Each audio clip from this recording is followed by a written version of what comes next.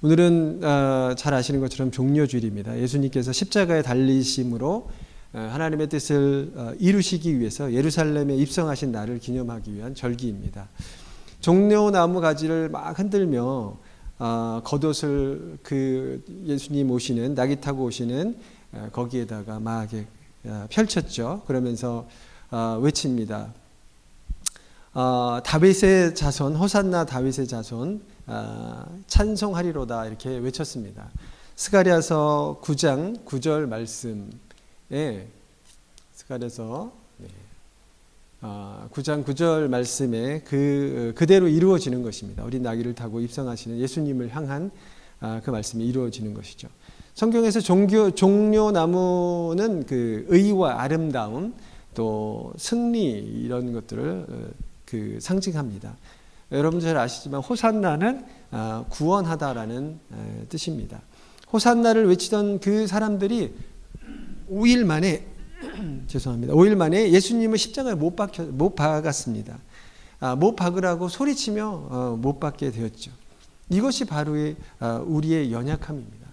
그렇기 때문에 우리는 주님으로 채워야 된다는 이야기입니다. 호산나, 이 구원, 이것을 연결해서 오늘 마태복음 25장의 세 가지 비유를 한번 같이 함께 나누고자 합니다. 오늘 세 가지 비유를 단락으로 삼고 그 결론을 한번 맺어보도록 하겠습니다. 첫 번째 비유입니다. 열처녀 비유인데요. 이 세 가지 오늘 세 가지 비유의 이 공통점은 천국을 설명하고 있습니다. 예수님께서 비유를 통하여서 설명하고 계신데 이 당시에 문화에 맞게 비유를 들어 설명을 하고 계십니다. 우리가 이때 당시의 문화를 잘 모르기도 하고 우리가 체험을 하지 않았기 때문에 우리에게는 조금 쉬운 내용이라도 잘 와닿지 않을 수도 있습니다. 하지만 그 당시의 문화를 우리가 살펴보면서 우리도 그 마음을 가지고 한번 성경에 한번 같이 들어가 보시기로 하겠습니다. 예수님 당시에 유대 결혼식에서는 결혼잔치가 주로 밤에 열렸어요. 저녁에 열렸어요. 그래서 신랑이 신부와 이제 약혼을 하고, 약혼은 결혼과 대등하게 그때는 여겨졌습니다. 약혼을 하고 대략적으로 1년 이렇게 있다가 이제 신부를 데리러 오는 거예요. 그래서 신부를 데리러 오는 날이 늦어질 수가 있습니다. 밤에 이제 와야 되는데 정해진 시간에 오지 않고 늦어지는 경우가 많다고 하더라고요. 이면에는 지참금이나 이런 거 합의해야 되기 때문에 이렇다고 하기도 하는데 어떻게 됐든 신랑이 거리가 됐든 무슨 이유에서 됐든 바로 오지 않고 지체돼서 오는 경우가 많다고 합니다. 그것으로 추정해 봤을 때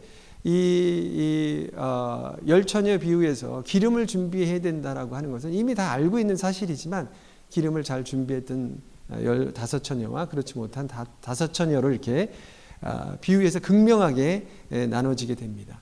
그래서 신랑이 결혼 준비를 다 하고 신부를 이렇게 데리러 옵니다. 그래서 신부를 데리러 오면 이제 저녁이 되니까 그 등불을 밝혀서 이제 쫓아가야 돼요. 신랑 행렬에 쫓아가야 되는데 오늘 본문에서는 결혼할 신부에 대해서는 그렇게 언급이 별로 없습니다. 열처녀에 대해서 이제 언급을 하는 거예요. 그래서 열처녀가 준비를 하고 신랑이 오면 맞이해서 횃불을 켜고 감람류로 이제 불을 켜는데 그 켜고선 신랑을 쫓아가서 신랑 집에 들어가는 거예요. 그러면 일주일 동안을 이제 연회를 이렇게 그날 들어가서 밤에 결혼식을 하고 일주일 동안 연회를 베푸게 됩니다. 이거를 준비하고 또 이 열처녀는 이제 신부의 들러리 친구들이 이렇게 이루어지는데 얼마나 오랜 기간 동안 준비하고 생각하고 들뜨고 했겠습니까? 그런데 이 5처녀는 막상 따라가려고 하니까 등불이 없어요. 그래서 막 여기저기 동분서주하면서 기름을 사서 부랴부랴 사서 이제 신랑 집으로 갑니다. 그래서 신랑 집에 가서 문을 막 두드리니까 신랑 집에서는 안 됩니다. 입장할 수가 없습니다라고 나옵니다. 이 당시에는 그렇게 신랑의 결혼 행렬에 같이 들어온 사람이 다 들어오면 문을 잠그고 더 이상 아무도 받지 않은 그런 풍습 때문에 이 나머지 5처녀가 나중에 기름을 가지고 불을 밝혀서 왔지만 그 신랑의 잔치에 참여할 수 없다라고 하는 것입니다. 많은 사람들이 여러 가지 이 열처녀를 가지고 비유를 하고 이단에서는 이 기름을 파는 자가 누구다, 막 이런 걸 가지고 막 따집니다. 예. 그런데 여기서 예수님이 정확하게 결론을 내려주세요. 보시면은 마태복음 25장 13절에 보면 이렇게 했습니다. 그런즉 깨어 있으라, 너희는 그 날과 그 시를 알지 못하느니라 라고 정확하게 결론을 맺어주고 계십니다. 예수님께서는 이 열처녀 비유를 통해서 예수님이 언제 오실지 모른다. 그러니까 깨어서 준비하고 있어라 라고 이야기합니다. 그래서 깨어있으라는 말은 잠을 자지 말라라는 그런 교훈이 아니라 기름을 미리 준비하라, 그런 뜻입니다. 슬기로운 처녀와 미련한 처녀 모두 신랑이 더디 오는 것을 알았고 신랑이 더디 와서 졸았어요.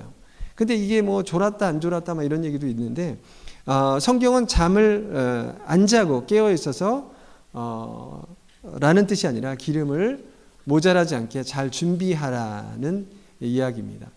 깨어 있다라는 것의 헬라어가 그레고리오라고 하는데요. 이거는 잠을 자지 말라는 뜻이 아니라 경계하다, 준비하다 이런 뜻이라고 합니다.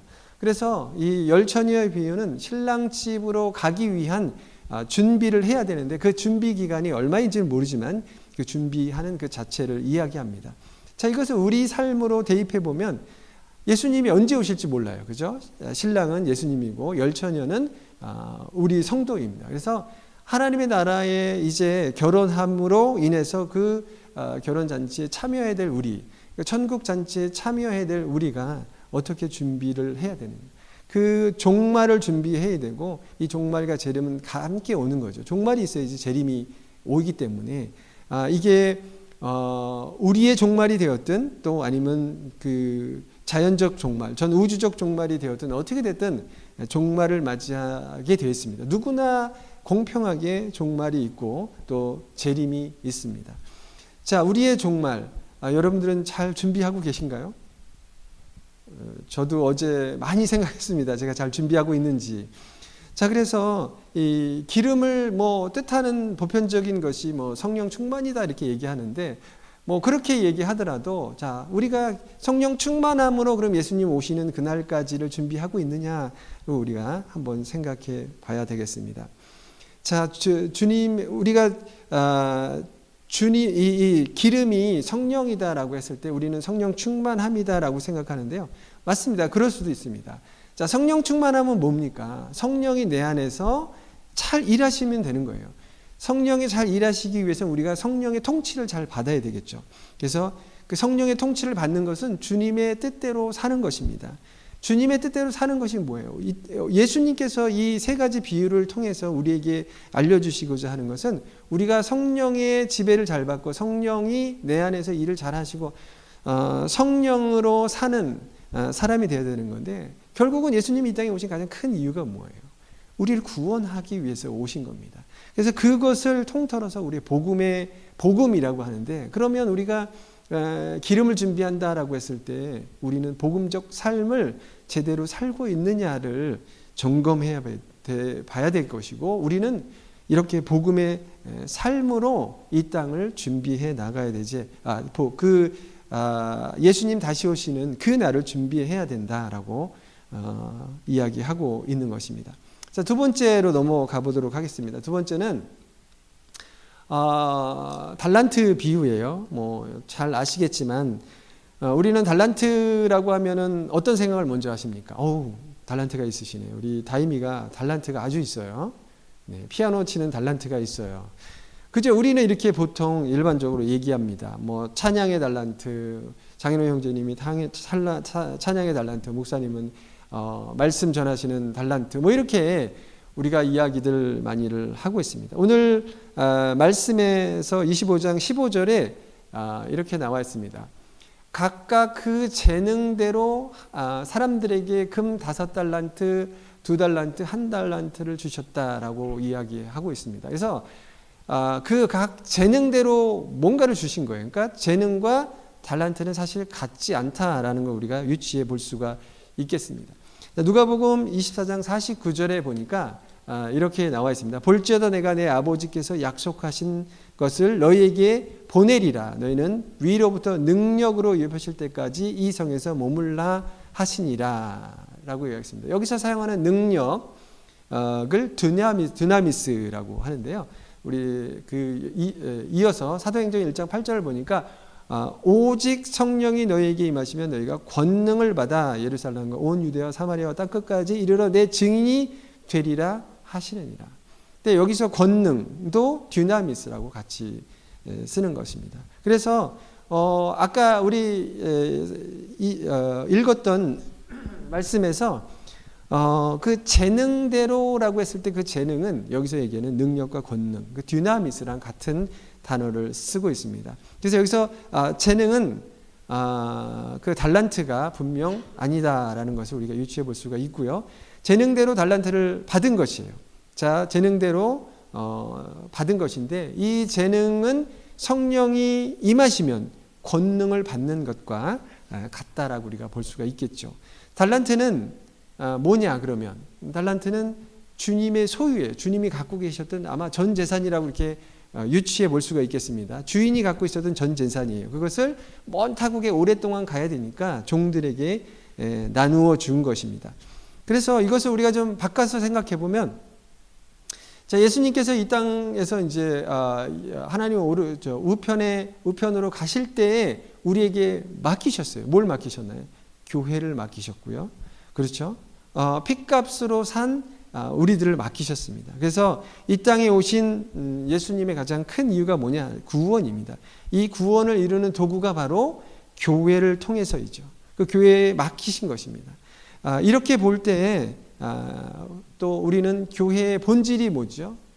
교회의 본질은 복음입니다. 그래서 이렇게 얘기할 수가 있어요. 그래서 달란트는 주인이 그 종들에게 맡겼는데 그 종이 우리라고 생각하면 우리에게 예수님께서 교회를 맡기신 거고 복음을 맡기신 겁니다. 그래서 주인이 먼 타국에 갈 때 그가 가지고 있던 모든 소유를 종들에게 나눠주고, 여기서는 우리가 읽은 이 성경에서는 나가서 장사하라라고 명령하신 건 없지만 누가복음에 보니까 그 비슷한 그런 그 예화가 나오는데 그 이야기가 나오는데 거기에서는 주인이 가서 장사하라라고 이렇게 얘기를 했던 것을 볼 수가 있습니다. 그랬더니 두 종은 어떻게 했어요? 바로 갔어요. 즉시 바로 가서 그것을 장사해서 2배로 남기고 주인의 명령대로 그 말씀대로 행하였다라고 합니다. 나머지 한 종은 어떻게 했어요? 자기의 생각대로 땅에 묻었어요. 자, 주인이 돌아와서 이제 결산을 하게 됩니다. 5달란트 받은 종은 2달란트, 그리고 2달란트 받은 종은 열심히 장사하여 2배로 남겨서 주인에게 돌려줍니다. 주인이 이야기합니다. 착하고 충성된 종아, 내가 작은 일에 충성하였으면 내가 많은 것을 내게 맡기리니 내 주인의 즐거움에 참여할지어다 라고 말씀하고 계십니다. 자, 여기서 착하고 충성하다는 말은 같은 말이라고 합니다. 같은 말이고 이것은 설득되다라는 말하고도 동일한 단어를 쓰고 있습니다. 페이도라는 말을 쓰고 있는데 페이도가 착하다, 충성되다, 설득되다 같은 단어를 다 쓰고 있다고 합니다. 자, 이것은 페이도는 어떤 뜻이냐면은 설득되다라는 뜻이에요. 그렇죠? 설득되어서 하나님께, 그러니까 주인에게 누군가에 설득되어서 그거에 대한 믿음을 갖는 것, 그것을 바로 페이도라고 합니다. 그래서 우리가 때로는 믿음을 페이도로 이렇게 표현하기도 하는데요. 그 하나님의 의중과 합한 거예요. 하나님의 설득된 거예요. 주인에게 설득되어서 주인의 뜻을 내 뜻이 된 거예요.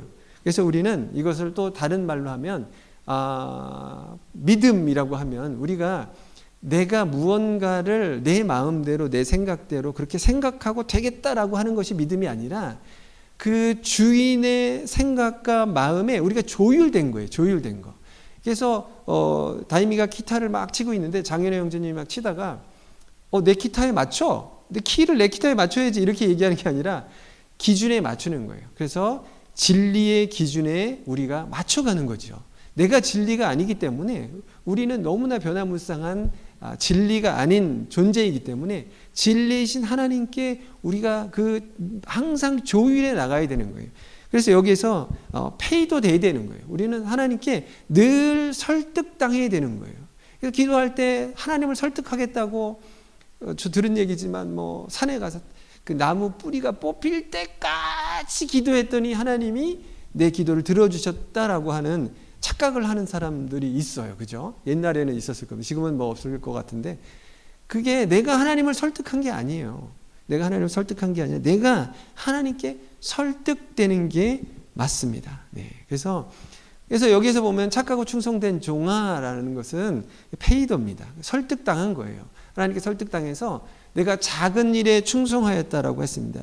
그래서 이 작은 일이라고 하는 거예요. 자, 이 당시에 한 달란트가 얼마의 가치를 갖고 있었냐면은 6천 드라크라무라고 합니다. 이것은 숭령공, 지금으로 얘기하면 아마 대기업 다니는 사람의 20년 월급이에요.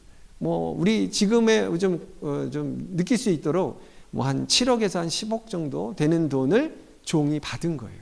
한 달란트 받은 종은 뭐 두 달란트나 5달란트 이거를 곱해 보시면 아시겠죠?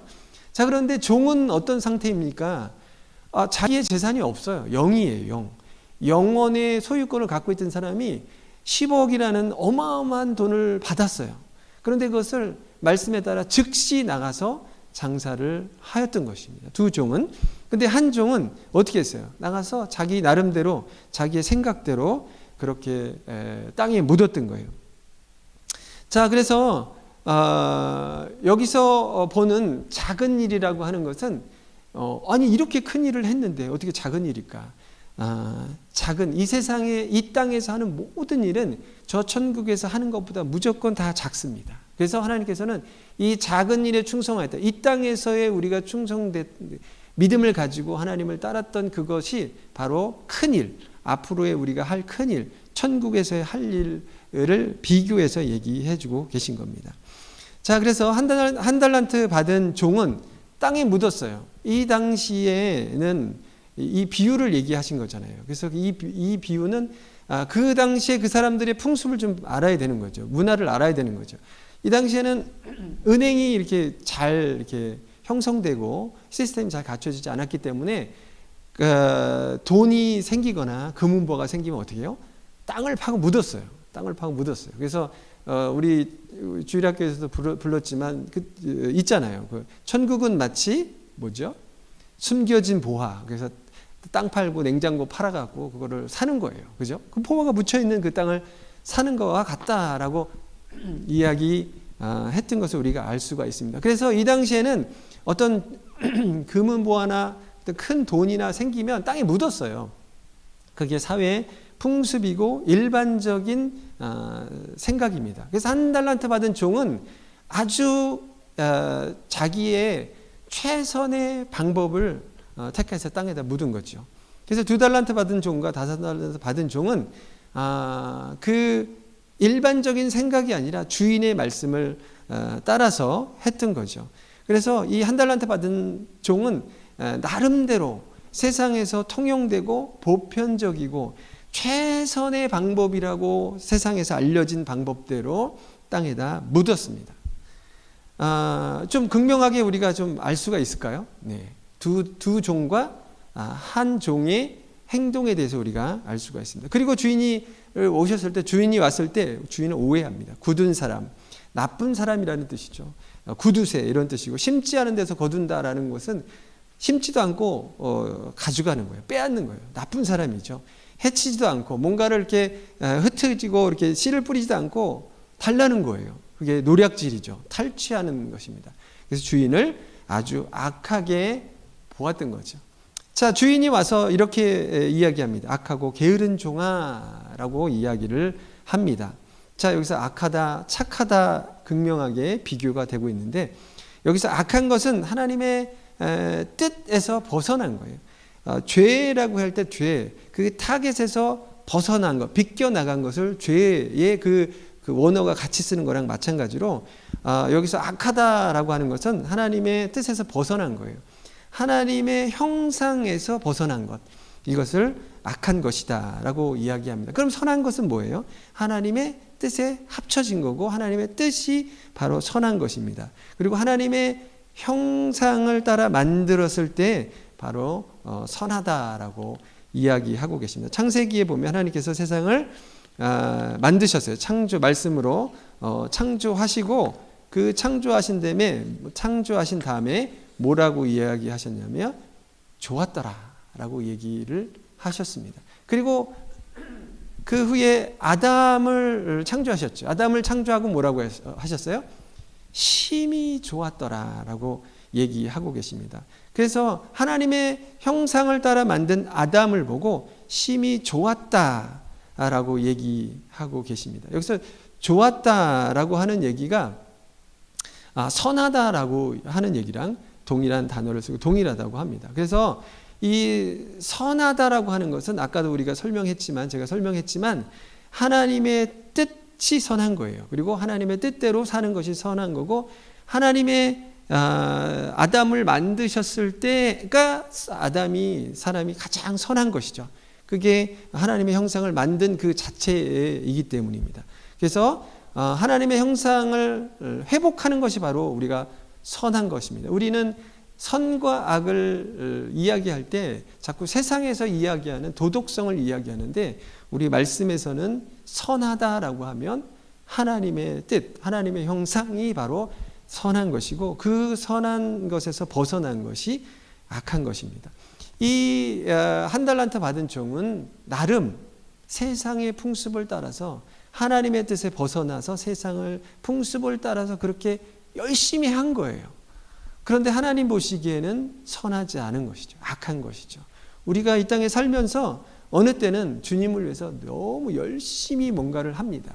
그런데 그게 하나님 보시기에 악하다라고 하실 수가 있는 거예요. 그게 바로 우리가 하나님의 뜻에서 벗어나서 내 생각대로 세상의 풍습을 받아서 살아가고 행했을 때가 하나님 보시기에 악한 것이죠.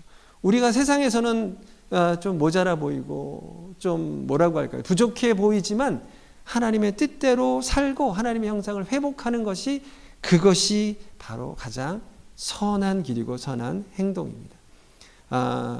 우리는 이렇게 종말을 준비하고 마지막 때를 준비하고 재림을 준비한 우리는 세상의 풍습을 따라서 뭔가 열심히 하는 것이 아니라 부족해 보이지만 하나님의 뜻을 따라 사는 것이 바로 하나님 마지막 때를 준비하는 우리의 삶이 되어야 될 것입니다. 자, 세 번째 비유를 한번 같이 보시도록 하겠습니다. 자, 세 번째 비유를 보면은 양과 염소의 비유가 있습니다. 먼저 이 비유에 나오는 여러 가지 극명하게 이렇게 대비되는 것이 있습니다. 인자와 목자, 임금이 그 다음에 민족을 부릅니다. 그리고 오른쪽에 있는 자와 왼쪽에 있는 자, 그리고 양은 오른쪽에, 염소는 왼쪽에, 복받은 사람과 저주받은 사람, 그리고 예수님에게 선대한 사람과 하지 않은 사람, 영생과 영벌, 이렇게 말씀에 쭉 극명하게 비교돼서 듣기 쉽고 알아듣기 쉽게 비유를 이야기해 주십니다. 목자가 이제 온다고 그랬어요. 목자가 와서 양과 염소를 나눈다고 했습니다. 이 당시에 목축업을 하는 사람들이 많았던 모양입니다. 예수님께서는 천국이 이렇다라고 비유를 해주시면서 그 당시에 사람들이 잘 못 알아듣죠. 그죠? 아무리 천국을 예수님께서 이야기한다고 할지라도 잘 못 알아들어요. 그러니까 이 양과 염소, 목축업 하는 사람들에게 딱 맞게 이야기를 해주시는 겁니다. 이때에 그 목축업을 하는 사람들은 양과 염소를 같이 길렀어요. 그런데 낮에는 그 벌판에 그 풀이 있는 곳에 양과 염소를 같이 기르다가 저녁이 되면 다 우리로 불러들이면서 양은 이쪽 우리에, 염소는 이쪽 우리에 이렇게 갈라놨습니다. 이 성격이 다르기 때문에 밤에 뭐 싸우고 뭐 여러 가지 그것 때문에 이제 그렇게 하는 것입니다. 그러니까 목축업 하던 사람은 금방 아는 거예요. 양과 염소 이렇게 갈라놓는다. 그러면서 예수님께서 이야기하십니다. 그 오른편에 양들이 했던 것과 왼편에 염소가 했던 것을 이야기하는 것입니다. 자, 오른편에 있던 양들이 어떻게 했습니까? 내가, 예수님께서 주인이죠. 내가 줄이고 목마르고 나그네 되고 헐벗고 병들었을 때, 옥에 갇혔을 때 나를 섬겼던 사람이 바로 오른쪽에 있는 양. 복 받은 사람, 그리고 그 영생을 얻을 사람이라고 이렇게 얘기합니다. 그랬더니 이것을 이제 의인이라고 여기서는 표현했는데, 의인이 이렇게 얘기합니다. 아니, 제가 언제 예수님을 그렇게 선대했습니까? 라고 말씀드렸더니 예수님께서는 그 작은 자, 그 소자가 바로 나다라고 이렇게 이야기하고 계십니다. 자, 여기서 그 형제에게 했던 것이라고 하는데, 여기서 형제는 우리가 아는 그 그리스도인이에요. 그 우리가 형제라고 했을 때 그 형제는, 그러나 우리가 이 말씀에만 너무 집중하고 여기에만 그 포커스를 해서 딱 조명해서 보면, 그러면 그리스도가 아닌 사람들은 우리 이렇게 선대할 필요가 없네? 라고 하면 좀 오류가 생깁니다. 자, 성경을 전체적으로 보면 하나님께서 세상을 창조하셨어요. 하나님께서 이 땅을 그렇게 사랑하신다고 하셨어요. 그 세상은 바로 그리스도인만이 아니라 전체 사람, 인간을 다 지칭하는 말입니다. 그래서 우리가 이걸 확대해서 볼 필요가 있는 거죠. 형제는 세상 모든 사람이다. 자, 그리고 이 긍휼하게 여겼어요. 그래서 우리가 여기에서 나타나는 긍휼은 눈에 보이는 긍휼이에요. 헐벗고 나그네되고 병들고 옥에 갇히고 목마르고 우리가 다 볼 수 있는 시야권 안에 들어오는 이야기지만, 이것을 또한 여기에만 국한돼서는 잘 풀리지 않습니다. 이해가 되지 않죠. 이것을 확대해서 보면 이렇습니다. 보이지 않는 중요한 영적인 것이 있다. 그게 바로 아까도 말씀드렸지만 예수님께서 이 땅에 오신 가장 큰 이유가 뭐예요? 예수님께서 실질적으로 문둥병을 고치고 빵을 떼서 이것만이 목표로 오신 게 아니잖아요. 그거보다 훨씬 더 큰 목표가 있고 목적이 있어서 오신 겁니다. 그게 바로 구원이에요. 그죠? 구원을 하기 위해서 이 땅에 오신 거예요. 하나님이 세상을 이처럼 사랑하사 독생자를 주셨으니 믿는 자마다 영생을 얻으리로다 라고 하신 그 대의의 명분이 있고 그 큰 뜻이 있으신 겁니다. 그래서 우리는 예수님께서 우리를 사랑하셨던 것처럼, 예수님께서 우리를 선대하셨던 것처럼, 예수님께서 우리의 발을 씻기셨던 것처럼 우리도 나가서 그렇게 해야 되는데, 그것만 보는 게 아니라 예수님께서 우리를 구원하셨던 것처럼 우리도 그 구원의 도구로 세상에 나가줘야 되는 거죠. 그게 복음의 삶입니다. 그래서 의인은 복음이 자기가 어떤 생활을 했는지도 모르지만 하나님께서 예수님께서 가르쳐 주십니다. 그래서 우리는 다른 사람들에게 해야 되는 것들을 극명하게 여기서 이야기해 주시죠. 자, 그 송기득 교수님이라고 하시는 분이 계시는데 이런 얘기를 하셨어요. 인간은 인간에게 모두 그리스도이다라고 얘기하셨어요. 내가 누군가의 그리스도가 되고 누군가 나의 그리스도가 되는 것입니다. 우리는 서로에게 그리스도입니다. 그래서 다메섹 대상에서 예수님께서 사울을 부르십니다. 사울아, 사울아, 어째 나를 핍박하느냐라고 예수님께서 사울을 불러서 얘기하십니다. 사울이 아니 예수님, 제가 언제 예수님을 핍박하였습니까? 라고 했을 때 예수님께서 대답하십니다. 박해하는 그 사람이 나다 라고 이야기를 하십니다. 요한일서 4장 20절을 보니까 하나님을 사랑한다고 하면서 내 가까이 있는 사람을 사랑하지 않는다는 게 말이 되냐라고 이야기를 하고 계신 것을 우리가 알 수가 있습니다. 우리가 하나님을 섬기고 하나님을 사랑한다고 하는 것이 이 보이지 않는 하나님을 사랑하고 섬긴다고 하면서 어떻게 보이는 내 가까이에 있는 형제를 섬기지 않는 게 그게 말이 되느냐. 그리고 예수님은 다메섹에서 사울에게 얘기했던 것이 그게 바로 나야. 오늘 말씀에서 한 것처럼 헐벗고 굶주리고 나그네되고 목마르고 이게 바로 나야라고 이렇게 얘기를 해주고 계십니다. 우리의 복음의 삶은 여기에서 극명하게 드러납니다. 우리가 어떻게 무엇을 해야 될지가 나타나는 것이죠. 자, 말씀을 맺도록 하겠습니다. 오늘 세 가지 비유에서 표면적으로 나타나는 것은 공통적으로 종말, 재림을 예비해야 된다라고 하는 것인데요. 사실은 그 종말을 대비하는 우리의 현재의 삶을 이야기하고 있습니다. 그렇습니다. 천국은 마치 이런 것입니다. 열처녀 비유에서처럼 깨어서 기름을 준비하는 것과 같은 것이고, 기름을 여러 가지로 해석할 수 있겠지만 종말 재림 예수를 기다리는 사람들의 삶을 이야기하고 있습니다. 그리스도인이 합당한 삶을 살아 종말 재림을 준비하는 그 다섯 처녀처럼 우리는 천국을 준비해야 되고 천국의 사람이 되어야 되겠습니다. 천국은 마치 이런 것 같습니다. 착하고 충성된 종이 가는 것이고, 그 달란트 비유에서처럼 권능을 받아 맡은 바 교회를 섬기고 교회 가장 본연의 소명인 복음 전파의 삶, 복음의 삶을 살아나가야 되는 것이죠. 이런 삶에 천국에 들어갈 그리스도인들의 복음의 삶이 되는 것입니다. 내가 바로 복음이고 내가 바로 복음의 열매가 되어야 되고 내 복음의 열매가 바로 형제가 되어야 되는 것이죠. 또 천국은 마치 양과 같은 사람이 가는 것입니다.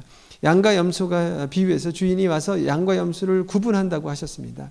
예수님을 만나면, 예수님을 우리가 이제 재림 때 만나면 이렇게 물어보실 겁니다. 이 땅에서 그리스도인으로서 너는 무엇을 했느냐, 열매가 있느냐라고 물어보실 것입니다. 예수님께서 이 땅에 오신 가장 큰 이유, 바로 구원입니다. 복음을 위해서 오셨습니다. 그 복음의 삶이 바로 긍휼로 나타나는 것이죠.